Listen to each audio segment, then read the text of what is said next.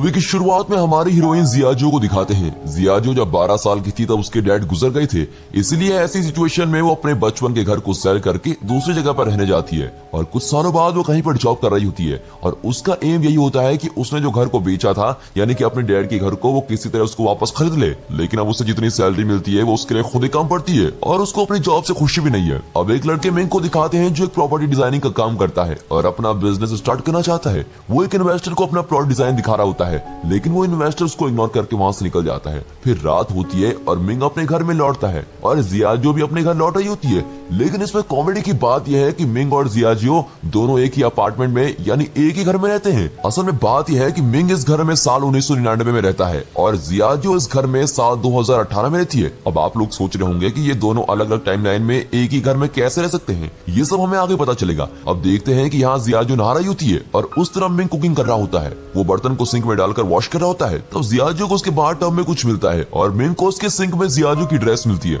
इसे देखकर दोनों को कुछ भी समझ नहीं आता और वो सोचते हैं कि अचानक उनके घर में ऐसा सब क्यों हो रहा है। लेकिन बहुत थक जाने के कारण दोनों इसके बारे में ज्यादा नहीं सोचते और बेड पर जाकर सो जाते हैं। फिर अगले दिन सुबह मिंग के चेहरे पर जियाजो एक जोर का तमाचा लगाती है। वो दोनों शॉक होकर उठकर देखते हैं तो उन दोनों के कमरे मिक्सअप हुए होते हैं और वो कमरा पहले से भी बड़ा होता है। अब ये सब देखते ही दोनों घबरा जाते हैं। फिर जियाजो मिंग को चोर समझकर वहाँ की चीजों से मारने लगती है और मिंग भी यहाँ वहाँ भाग रहा होता है। तब उन्हें समझ में आता है कि दोनों के कमरे मर्ज हुए हैं। अब मिंग उसके कमरे से विंडो से बाहर देखता है, तब वहाँ बादल छाए हुए होते हैं और यहाँ जियाजो अपने कमरे से बाहर देखती है तो वहाँ तेज धूप होती है। फिर मिंग अपना डोर ओपन करके बाहर जाता है, तब उसे कुछ अलग नजारा नहीं दिखता। वो अब तक साल 1999 में होता है। लेकिन जब जियाजो मिंग के दरवाजे से बाहर देखती है तो वो एकदम शॉक हो जाती है, क्योंकि वो अब तक तो ईयर 2018 में जी रही थी, लेकिन उसे बाहर 1999 के सीन्स दिखते हैं और वो घबरा कर अंदर आती है और डोर लॉक कर देती है। फिर वो अपने कमरे के दरवाजे को खोलकर देखती है, तब वो फिर से 2018 में आ जाती है। लेकिन अब ये देखकर मिंग बड़ा ही हैरान हो जाता है, क्योंकि वो अब तक 1999 में जी रहा था और अब 2018 में टेक्नोलॉजीज और भी एडवांस हो गई होती हैं। फिर दोनों घबराकर अंदर जाकर डोर लॉक कर देते हैं। फिर वे दोनों समझ जाते हैं कि दोनों एक ही अपार्टमेंट में अलग अलग टाइमलाइन में जी रहे हैं। तब जियाजो मिंग के चेहरे पर एक और तमाचा लगाती है और मिंग उसे इसका रीजन पूछता है। तब वो कहती है कि ये सपना है, ये सच में जानने के लिए मैंने तुम्हें तमाचा मारा। फिर मिंग कहता है कि इस तरह लड़ते रहने से कुछ नहीं होगा, क्यों ना हम इन दोनों दरवाजों को एक साथ ओपन करके देखें कि क्या होता है। फिर वे दोनों जाकर अपने साइड वाले डोर्स को एक साथ खोलने की कोशिश करते हैं, लेकिन उस समय उन दोनों के कमरे फिर से मर्ज होने लगते हैं। तब वे समझ जाते हैं कि दोनों दरवाजों को एक साथ खोला नहीं जा सकता।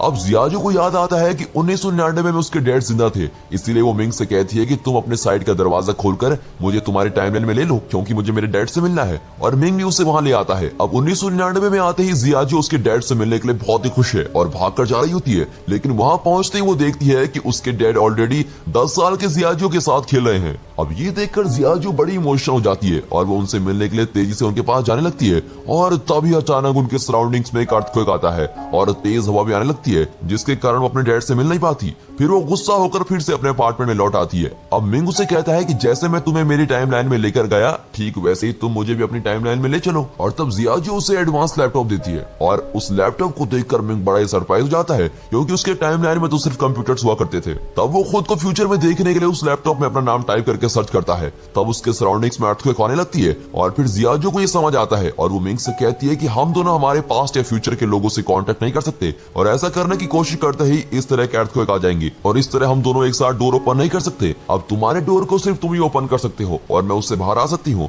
और मेरे डोर को सिर्फ मैं ही ओपन कर सकती हूँ और तुम उससे बाहर आ सकते हो। इस तरह वो मिंग को ये सारी बातें समझाती है। अब अगले सीन में एक साइंटिस्ट और एक अमीर बिजनेसमैन एक मीटिंग में बातें करते हुए दिखाते हैं। तब वो साइंटिस्ट कहता है कि हमने उस डायमेंशनल टाइमलाइन को क्रिएट कर लिया है, लेकिन वो टाइमलाइन हमारी जगह पर ना आकर इस सिटी में किसी और प्लेस में क्रिएट हो गई है और हमें किसी भी तरह उस प्लेस को फाइंड करना होगा। इस तरह वो उस बिजनेसमैन से कहता है, लेकिन उस बिजनेसमैन के माइंड में सिर्फ एक ही बात चलती है कि उस टाइमलाइन के जरिए बहुत सारे पैसे कैसे कमाए जाए। लेकिन मीटिंग खत्म हो जाती है पर बिजनेसमैन का चेहरा नहीं दिखाया जाता। अब रात हो जाती है और मिंग और जियाजो को नींद नहीं आती। तब जियाजो कहती है कि मेरे डैड मुझे छोड़कर ऊपर चले गए, इसलिए मैं ऐसी सिचुएशन में आ गई हूँ। मुझे जब तक उनकी याद आती है तब मैं उनकी कार की को देखती रहती हूँ और लोन न चुकाने की वजह से मेरे बचपन का घर भी मेरे हाथ से निकल गया है, लेकिन मैं उस घर को वापस खरीद कर ही रहूंगी। अब इस तरह वो इमोशनली बातें करती है। फिर सुबह हो जाती है और जियाजू और मिंग दोनों ही अपने टाइम लाइन में ऑफिस के लिए निकलते हैं। असल में जियाजू को एक अमीर आदमी के साथ शादी करनी होती है और इतना ही नहीं, उसकी एक कंडीशन भी होती है कि उससे शादी करने वाला आदमी अगर उसका घर वापस खरीद कर उसको देता है तो ही उससे शादी करेगी।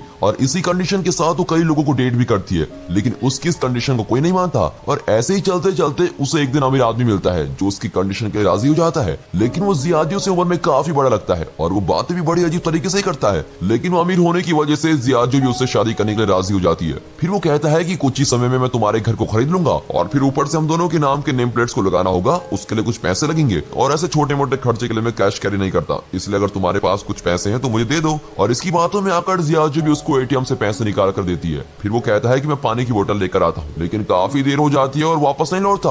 और तब जियाजू को पता लगता है कि वो असल में एक चोर था और वो उसके पैसे भी लेकर चला गया।